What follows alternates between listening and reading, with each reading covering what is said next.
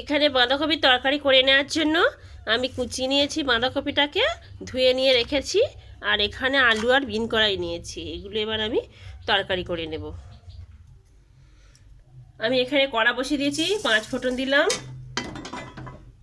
2টো শুকনো লঙ্কা দিয়ে দিচ্ছি, দিয়ে সামান্য একটু তেল দিয়ে দিলাম। হালকা ভাজা ভাজা হয়ে আসলে এখানে 2টো কাঁচা লঙ্কা আর টমেটো কিছু দিয়ে দিচ্ছি, দিয়ে একটু নাড়িচাড়ি করে নিতে হবে। সামান্য একটু লবণ দিয়ে নিতে হবে।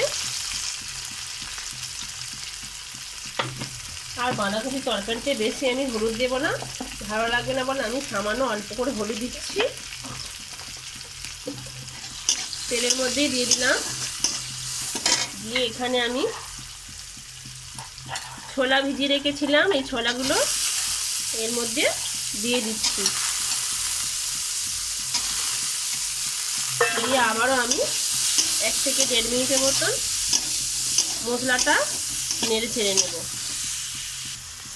এখানে আমি 1 টুকরো আদা নিয়েছি, আদাটা আমি গ্রেটারের সাহায্যে গ্রেট করে এতে দিয়ে দেব। মশলার মধ্যে দিলে খুব সুন্দর ভালো লাগবে খেতে।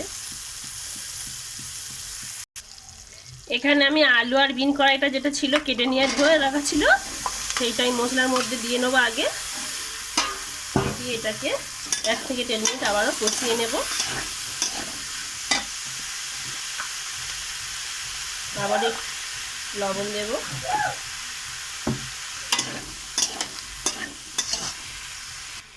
সামান্য একটু গুঁড়ো লঙ্কা দিয়ে দিচ্ছি। আর এখানে জিরে ধনে গোলমরিচ দিয়ে একটা চাট মশলা করে রেখেছিলাম, সেটা দিয়ে দিলাম। দিয়ে আবার আমি কষিয়ে নিচ্ছি। এখানে একটু চিনি অ্যাড করছি।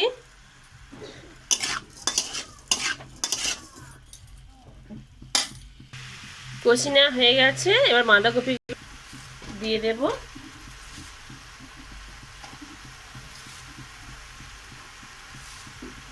দিয়ে আমি জল না দিয়ে ঢাকা দিয়ে দিয়ে সেদ্ধ করে নেব।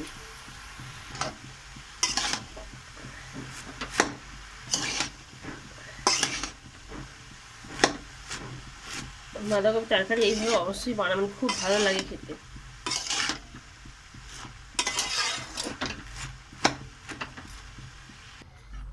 এই বাঁধাকপি থেকে যা জল বেরোবে এই জলের মধ্যেই তরকারিটা আমার হয়ে যাবে। আমি নেড়ে ছেড়ে এইভাবে চাপা দিয়ে দিয়ে কষিয়ে নিয়ে তরকারিটা তৈরি করে নিয়ে দেখাচ্ছি।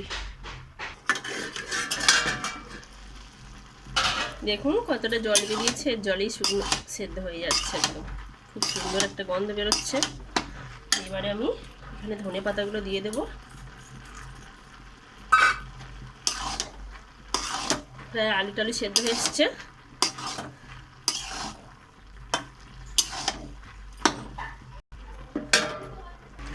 সবশেষে আবার একটু জিরে গুঁড়ো দিয়ে দিলাম। এবার বাঁধাকপির ঘন্ট একেবারে রেডি তরকারি। দেখুন কতটা সুন্দর হয়েছে।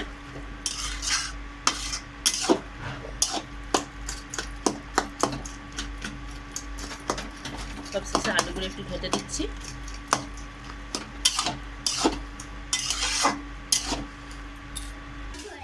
আমার বাঁধাকপির তরকারি একেবারে রেডি হয়ে গেছে।